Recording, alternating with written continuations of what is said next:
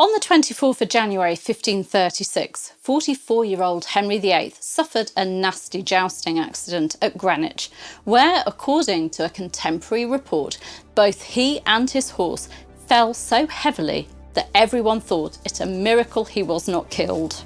But what if the king had been killed on that day? Who would have inherited the throne of England? That's what I'm going to explore today. Thank you to Anna Lisette for asking this interesting what-if question. It's certainly an interesting one with lots of different threads. Of course, everything I say here is speculation. I can't predict what would have happened as there are so many factors involved. All I can do is put forward different scenarios, and I'm sure you can add more to my list, so please do comment and share your views.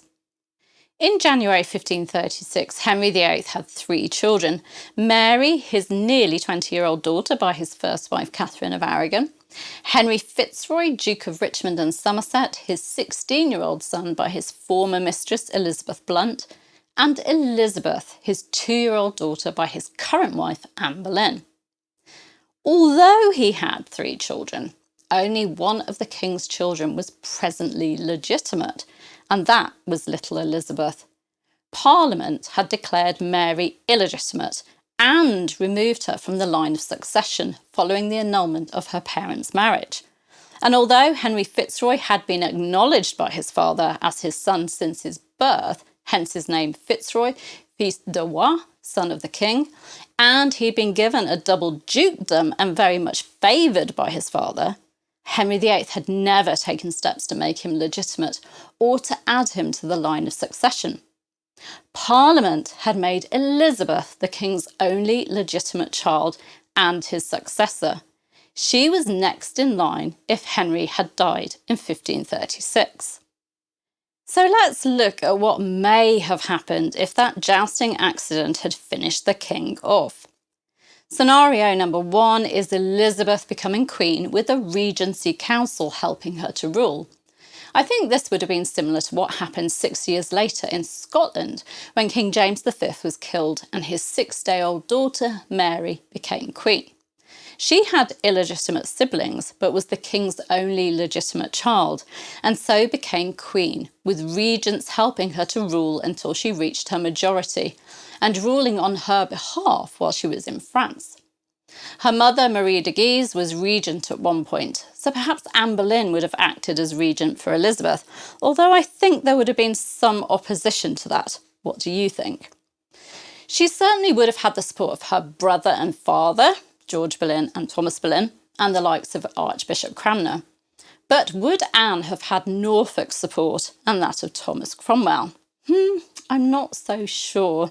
I think she would have had competition for the role of regent. Now, obviously, a child monarch, and a female one at that, was far from ideal. But Henry VIII had chosen Elizabeth as his successor, and Parliament had declared her so. Would they renege on that? It's hard to know. Scenario number 2 is Henry Fitzroy being supported as a claimant. I think there could well have been a succession crisis in January 1536, particularly with 16th century views about women being incapable of ruling. Fitzroy was the king's son, and he was 16, so capable of ruling in his own right.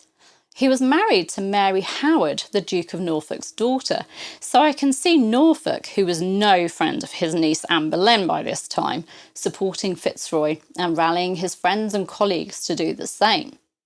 I can definitely see Norfolk pointing out that England would definitely be more secure with an adult king on the throne than a 2-year-old girl. But I can also see the Royal Council being quite divided on this. There would certainly be those who didn't like Norfolk and the idea of Fitzroy perhaps being his puppet. Of course, we know that Fitzroy died in July 1536, just a few months after the jousting accident, so his reign would have been very short. He died childless, as he and Mary Howard had never actually cohabited. Although perhaps that would have changed if he'd become king. Perhaps Mary could have been pregnant by July 1536. Anyway, I'm sure there would have been some kind of succession crisis that July if Fitzroy had become king. Scenario number 3 is Mary becoming queen. I'm sure the Catholic Conservatives would have rallied around Mary, and I'm sure if she felt she had enough support that she would have put herself forward. After all, at this point, she had not recognised the annulment of her parents' marriage or her illegitimate status. She believed that she was the legitimate daughter of Henry VIII, and as his eldest child with no legitimate brother, she was the rightful successor. I'm sure Mary and her supporters would have been quite persuasive in pointing out the disadvantages of a 2-year-old queen and how a bastard couldn't inherit where there were legitimate claimants. I think it would have been similar to the succession crisis in 1553, with Mary proclaiming herself queen and rallying her supporters and members of the council picking sides. Catholics would have supported her. Those keen on reform or who believed that the king's wishes should be followed would have supported Elizabeth's claim, and perhaps others would have looked to Fitzroy. But I think Mary would have been prepared to fight. Scenario number 4 is actually put forward by Anna Lissert, who thought that Scotland would attempt to take the crown of England by force. The King of Scotland at the time was 23-year-old James V of Scotland. He could have laid claim if he saw a succession crisis in England. He was the son of Margaret Tudor, Henry VII's eldest daughter, so he did have a claim. He was also obviously male and had been King of Scotland since 1513, so he was an experienced ruler. He may well have taken advantage of England's vulnerability at this time and staked his claim with an invasion. However, I don't really see him doing this or getting the support he needed. I can't see any of Henry VIII's council wanting England to become a Scottish territory and supporting James. If they all rallied together, I think an English army could have defended England and prevented an invasion. But I guess it's a possibility. Now, I don't believe that Frances Brandon, the 18-year-old daughter of Henry VIII's youngest sister Mary Tudor and Charles Brandon, Duke of Suffolk, would have been seen as a likely candidate over Mary or Elizabeth, but I'd love to hear your thoughts. Can you think of any other scenarios? Please do share. Of course, there are so many threads to this what if, with so many consequences depending on which claimant actually became monarch. If Mary had become queen, then the Reformation would have been stopped in its tracks. If Elizabeth had become queen, then England's fate would have rested in the hands of her council, and I can see different men vying for control. I expect the Reformation would have happened then, though.